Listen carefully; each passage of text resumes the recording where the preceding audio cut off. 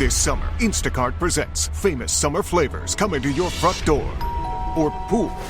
Or hotel. Your grocery delivery has arrived, sir. That was faster than room service. No violins in the lobby. Oh, seriously? Anyway, sit back, relax, and get delivery in as fast as 30 minutes. Starring your favorite snacks, drinks, and more. Download Instacart for free delivery on your first 3 orders. Rated H for hungry audiences. Offer valid for a limited time. Minimum $10 per order. Excludes restaurants. Additional terms and fees apply. We acknowledge the traditional owners of country throughout Australia and recognise their continuing connection to land, waters and culture. We pay our respects to their elders past, present and emerging. Welcome to This Song Is Yours, a music podcast where we chat to a new guest each week, talk about their life and creative endeavours, and talk to them about some of the music they love. Our show works by chatting to our guests about music, but also getting them to make you a playlist of the songs they love. You can find the link to our playlist in the show notes. Welcome to episode 57. I'm your host, Simon Fink. Our guest today is Tora. The electro indie band from Byron Bay are releasing their new single today, entitled Call On Me. In today's episode, we're talking with Jai from the band about their forthcoming record, relocating the band to Europe, and the music of the Avalanches. Here we go. Our guest today is one quarter of the genre-bending band from Byron Bay, Tora. Their new record, A Force Majeure, is out in early September, with their new single, Call On Me, out today. Please welcome to This Song Is Yours from the band Tora, Jai Piccone. Good morning. Good morning. Thanks for having me. My absolute pleasure. Where are you joining us from today, Jai? I am in Amsterdam. We have been here for the last year. We moved from Byron Bay, Australia, right in time for the major lockdown. March 3rd is when we arrived, 2020. So we've been here for a little over a year. It's been really good. It's been tough, but yeah, besides that last 3 months of winter from like December to March, it's pretty nice actually, but we definitely had some hard months to get through that winter period. That was tough for sure. But of course, I can summer coming in now. I can only imagine. The band did move, as you said. You moved over there at the start of 2020. Was the initial plan to be over there as long as you have been, or was it kind of like a see how we go for the first few months? Well, yeah. I mean, there was a lot of debate as to what we should do once we got here. But the initial plan was to come over for touring and to sort of move over like open-endedly and see how it went. And we had a lot planned and we had a lot locked in. When it all kind of came, like when it fell through, it was kind of nice in a way because it liberated sort of that plan and allowed us to work on the record that we've been working on and that we've started to share over the last few weeks.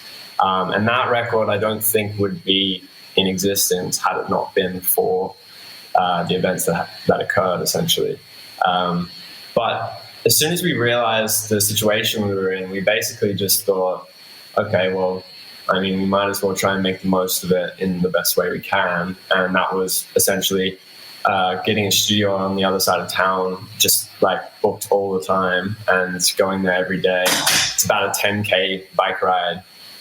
So every day riding back and forth pretty much for a few months, wind, rain, sun, whatever it was. We're on the bike, getting there back and forth.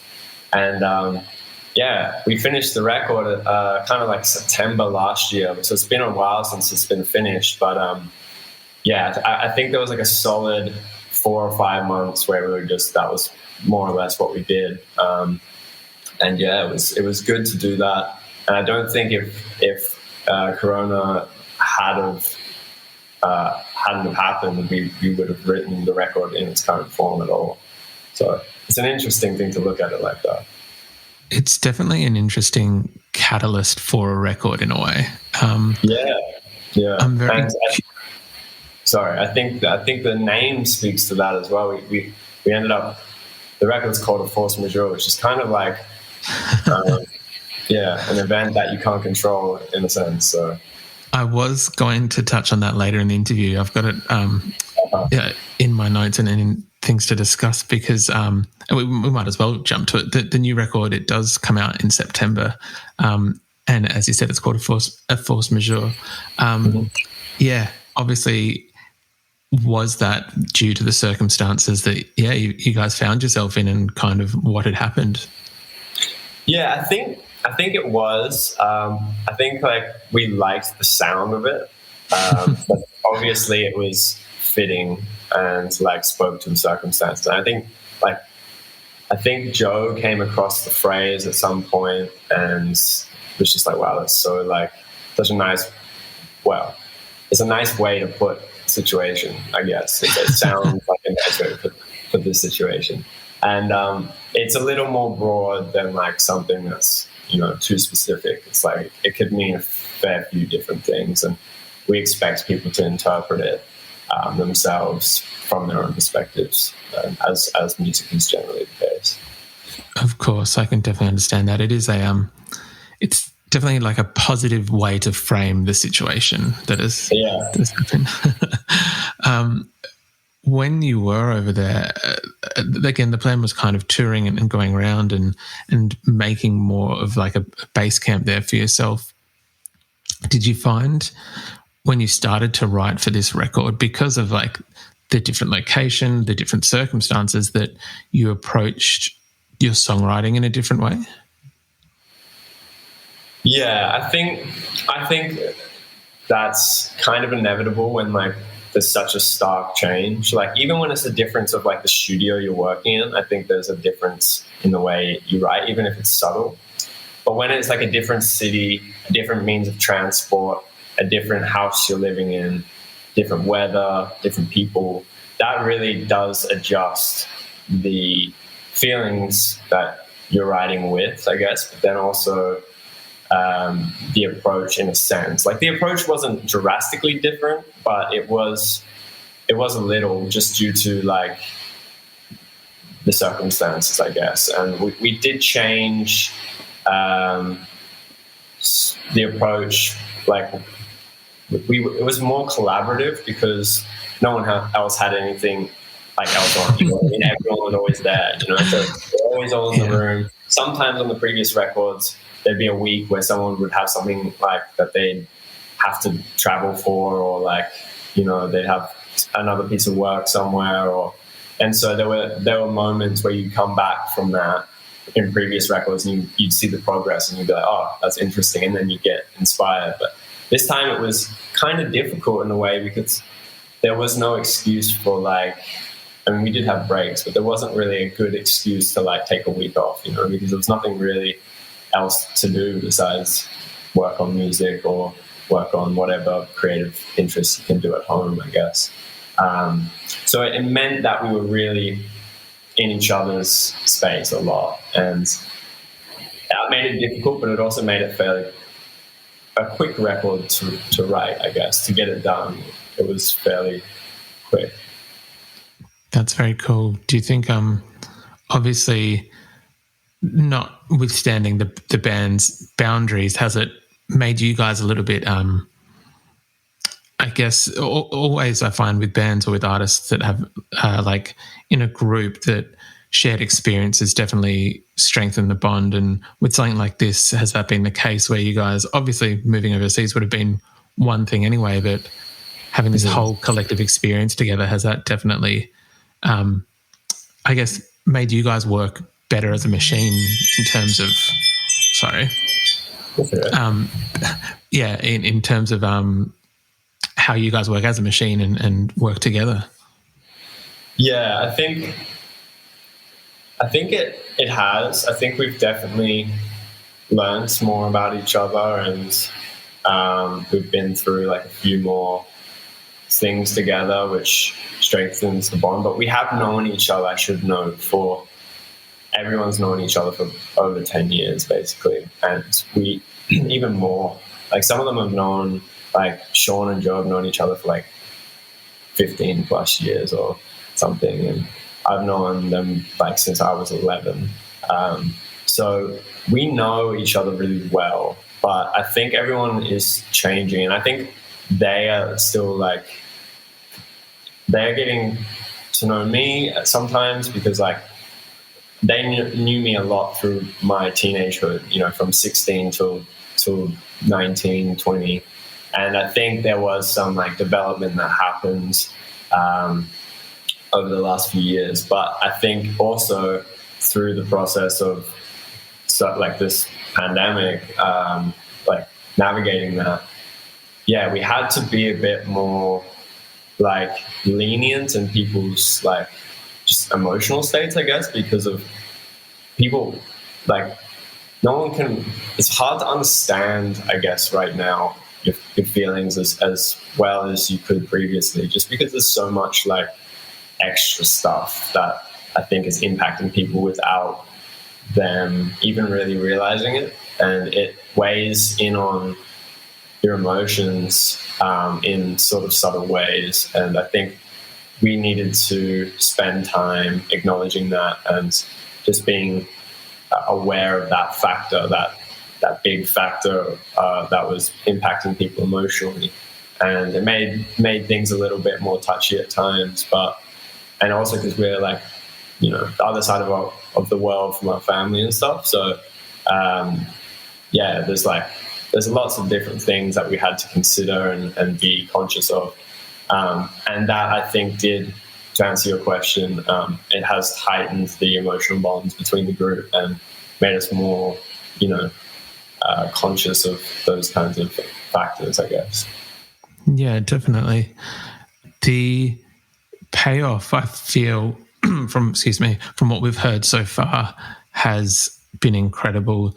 The singles that have come out, I think there's 3 out at the moment, including the one that is out today, which is called Call on Me. What was the catalyst for this song initially? Well, this song, yeah, so it's one of those ones where, I mean, my personal writing style, I often try to take a perspective of maybe a fictional character or build a narrative around an idea that's not necessarily me-centric, I guess, just to explore things that aren't, you know, really relevant to me. And I think through the last few months, it was difficult to find spontaneity and social experiences that impacted my desire to want to write songs. So I was building these sort of narratives in my head and stories in my head that translated into the songs. And this one was in like that particularly. Basically, I was just, I mean, I think part of it is just this like feeling kind of like a suppression around what we could do and who we could see and where we could go. And I guess sort of, and then feeling the release of that at certain points when over the period when you did get to move around or you did get to go somewhere you wanted. And I think I built the story around fictional characters who were stuck in sort of this sinister town, and they had like a love for each other, but they were stuck in this place that is sort of really making them feel not so good. And it's sort of them navigating, like the verses are about them navigating through this town that is really like kind of sinister and trying to find each other in this place. And then the choruses are sort of like the release of that and them, you know, doing what they had sort of dreams of during that time where they were feeling stuck. And so it's fairly simplistic, I guess, but the themes are, you know, like this sort of sinister, like creepy town that they're navigating through, and then like mountains and sea and like travel and, you know, unification of two people that previously had issues and resolving that. And it was a fairly fictional narrative, but it was also, I think, delving into some, you know, I think everyone had a bit of that kind of stuff going on. So I think it came from a personal place, but centered around, you know, other fictional people.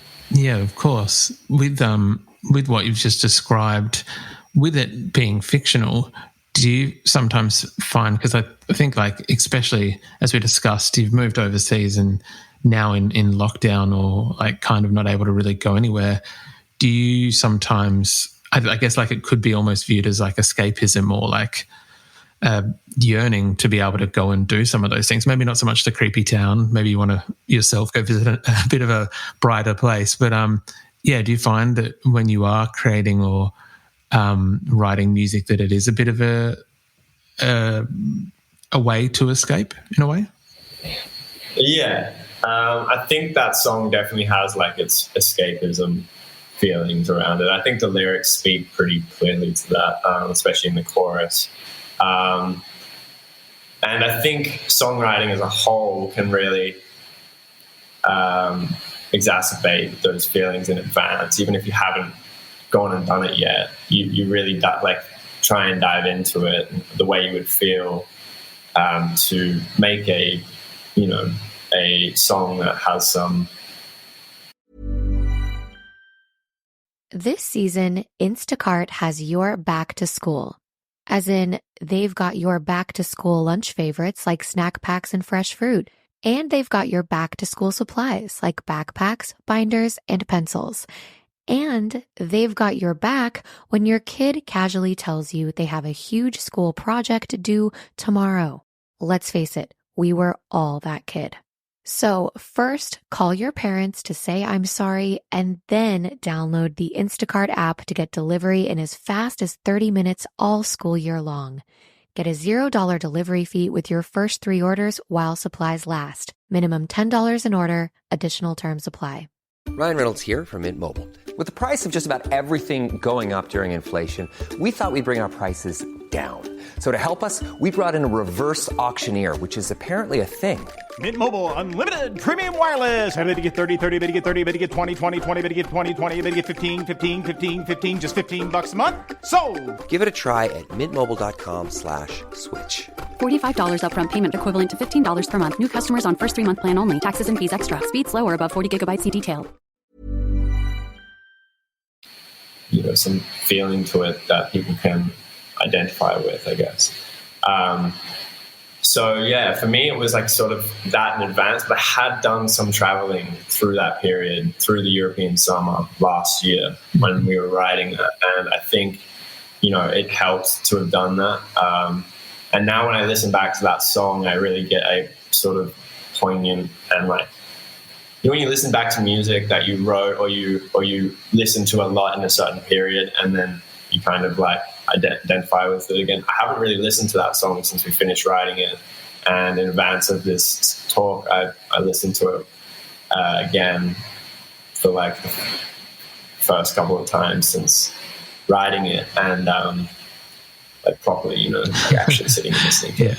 And it was interesting to feel kind of like the space, like the headspace I was in when I was writing that. And I think it's interesting when that happens. So.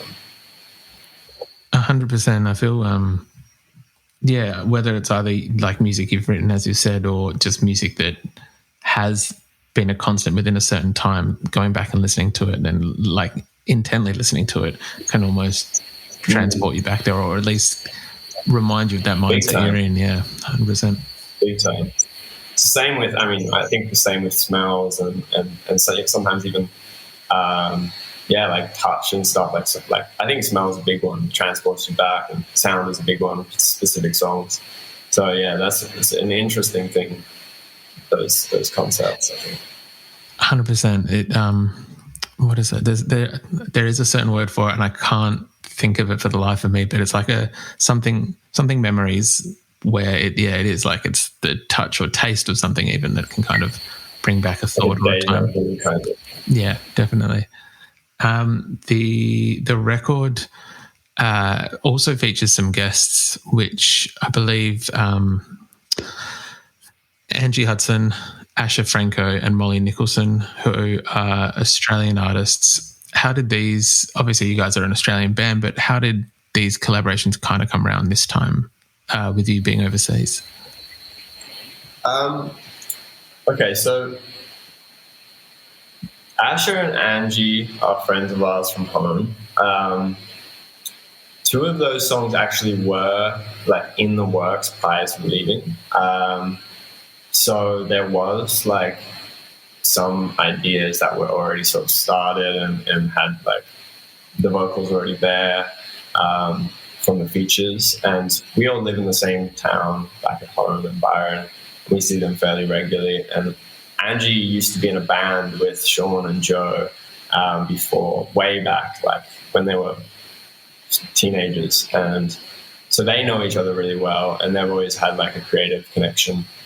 So that particular song, Fire Apartment, with Angie Hunton, definitely is like an interesting feature for us, because it almost is like a head nod to like 10 years ago, you know, and I don't know the specifics of what that song is about, but I think it's a great track, and I think that feature is a great addition to that record.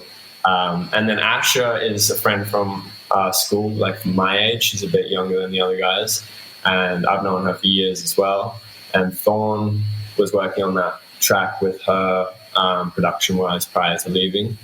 And when we got over here, we really fleshed it out. Like, it was kind of early days production-wise when leaving Australia, and we spent a lot of time on it.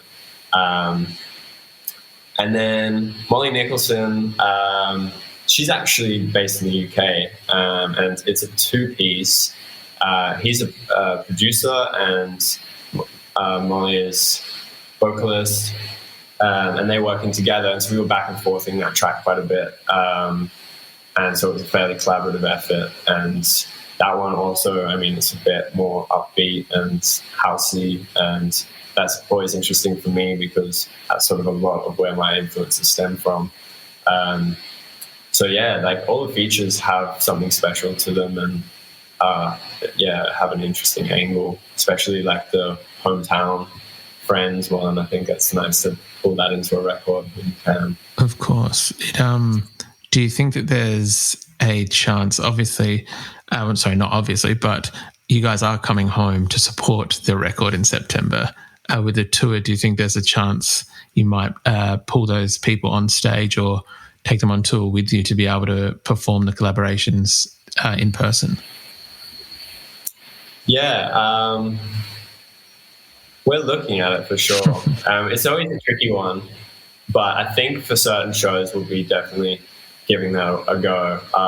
Just depends, I guess, like how much time, like this, with everything that's going on, it's really difficult to like, so obviously when we come home, we have like this quarantine periods, and then we have like a tight time allocation in which we can re-practice and really get in the practice space and make sure that the songs are tight.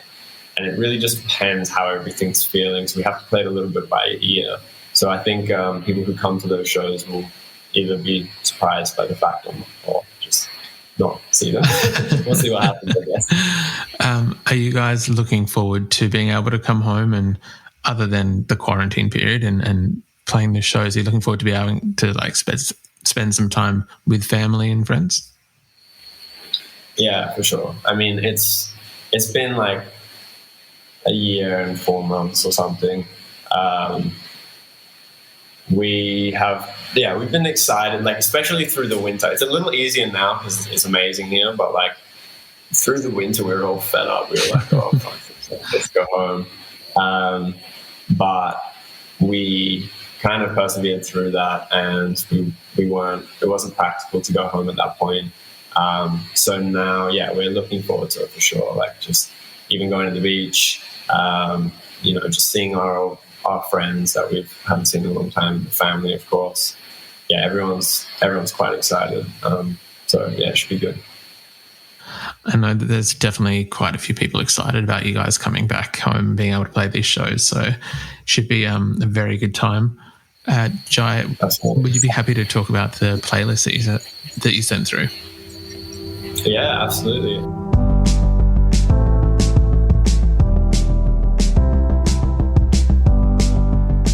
So that playlist, I think, is, I mean, to put it simply, it's really just like a list of things that I personally really like at the moment. So it was really like a Jai playlist. I mean, the guys also like those songs, and they won't know all of them, but I put it together just as the stuff is inspiring me at the moment, and is sort of what I've been listening to get some creative inspiration. But yeah, it's kind of a mix of like some really good production and vocalists, and then there's some like that's just really kind of experimental electronic music, some that's ambient, some that's quite heavy. So it should be an interesting listen to anyone who goes in there and has a listen. I think you'll be I think you need to have an open mood for that playlist. So like whoever goes, don't expect like a really, smooth and easy run. It's kind of like put your headphones on and do a bunch of different stuff kind of thing. And if you're in the mood, maybe it takes you somewhere. So. It is a very, to use the words that you've just said, electronic, ambient, like electro, but not like electro, if that makes sense, leaning playlist. I'm curious, just to begin with, for yourself, as you said, it's not the band, this is your playlist. Where did your interest in electronic music come from? Yeah, that's a good question. I always had like an interest. Like growing up, I was listening to, like when I was really young, I was always listening to slightly electro-leaning, like,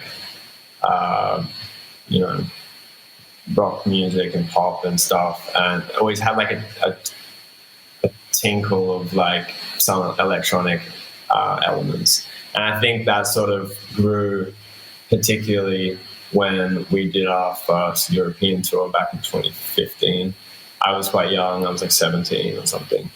And I was just sort of getting into this more dance-orientated space, where it was like, house music and deep house and experimental electronic music and techno. And that was exacerbated by the fact that we were playing these German festivals and going to the UK clubs sometimes. And, I wasn't even really technically allowed to be at any of those places. But it was inspiring, and it just built and built and built from that point. And now it's like the last few years I've been DJing a lot. Obviously that's tapered off over the last year. I've been focusing more on production and stuff. But yeah, when I was DJing a lot, it was like constantly finding new music and constantly looking for things that I could play. And so my choice of music is obviously going to be a bit more dance orientated than the other guys, and I think that brings an interesting dynamic to the mix of influences, because it adds that sort of more heavy, like energetic dance feeling underneath. And you can hear that on Call on Me, and you can hear that on a bunch of the tracks in the record. Some of them are more chill, but I definitely try and bring that to the melting pot of ideas. And it shows in the playlist and it shows on the record a bit as well. So it definitely, just to touch on what you said there, like the band, when I was listening to some of the singles from the forthcoming record, it was never full on electronic or ambient music, but it was also never like indie or whatever. Like you can tell that it is a bit of a melting pot, which I think makes it really interesting. Yeah, it's always been like that as well. And, there's always been strong, opinionated creatives in the mix, contributing ideas. And it makes it tricky with writing sometimes. But I think the compromise during the writing process is what kind of makes things interesting, what gives our sound a little bit of an edge. And I think it's beneficial. It's tricky to write like that, but it is good for the sound, I think, as a whole. Yeah, definitely. One of the tracks that you've picked from the playlist is from one of my favorite records from last year, which was the Avalanches with Reflecting Light. What is it about this song that kind of draws you in, or that you like? Well, I mean, that record, like the first track I should mention that grabbed me from that record was the one that Jamie XX came in on. I listened to that a lot, and then that was called Wherever You Go, I believe. And then I think this was the following track that came out, like the next single. And I was already kind of hooked on the idea of this Avalanches record coming out, because that track really grabbed me, and I was interested in the production, and it was very sample heavy, as they always are. And but I think they did a really interesting job with the way they sampled things, and in this record they kind of really bring you into this world that's very themed and interesting. And when I heard that next track, Reflecting, I think it was just his vocals, and it was somewhat minimal. They didn't go over the top with it, and I just think it translated really well. And there was a good story there in the lyrics, and yeah, I mean, I think that the vocals, if you listen to them, they just grab you pretty quickly, and so that was just a nice way to offset some of the darker songs in the playlist, I guess. Yeah. That's very fair. One of the other songs I wanted to ask about was The Other Lover, which is Little Dragon and Moses Sumney, which is his voice is incredible, and everything that Little Dragon do I always find is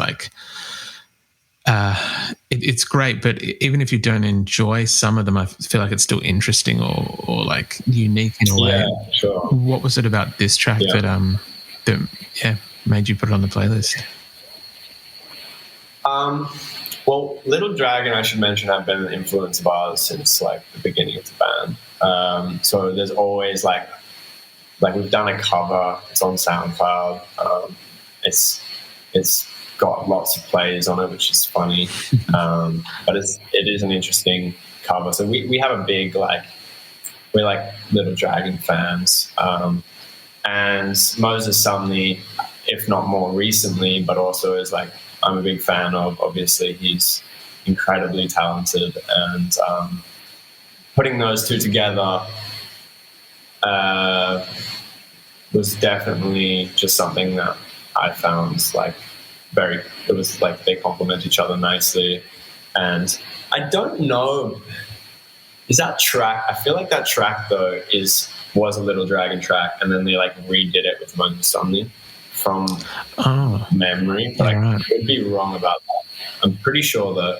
So it was a song that I already felt I knew, and then they put the spin on it with Moses Sumney, which I really liked. So I felt I'd heard the song 1,000 times, and then I heard it again with this spin on it, which I found to be a nice new way to listen to it. And that is sort of why I dropped that in there. And I kind of rediscovered those guys recently, and I just wanted to put it in there. That's very, very fair. Jai, thank you very much for being on the podcast today. I do appreciate it, and congratulations again on the new single and for the forthcoming album, which is out in September. Thank you, and thanks for having me. It's been great.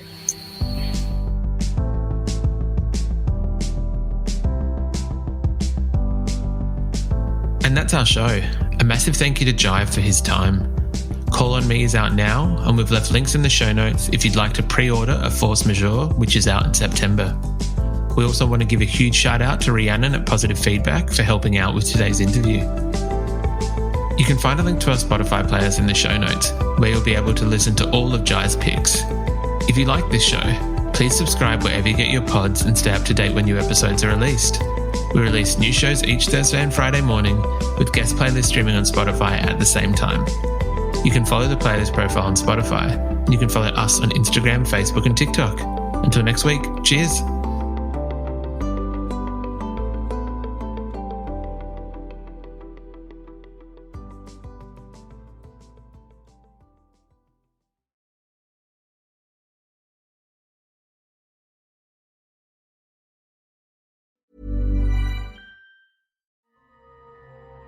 the most powerful designer drugs are the digital ones we use daily. And we get high off them. One touch, tap, like, scroll at a time. You know, just like tech creators want us to. Use digital without digital using you. Learn more at sync.ithra.com.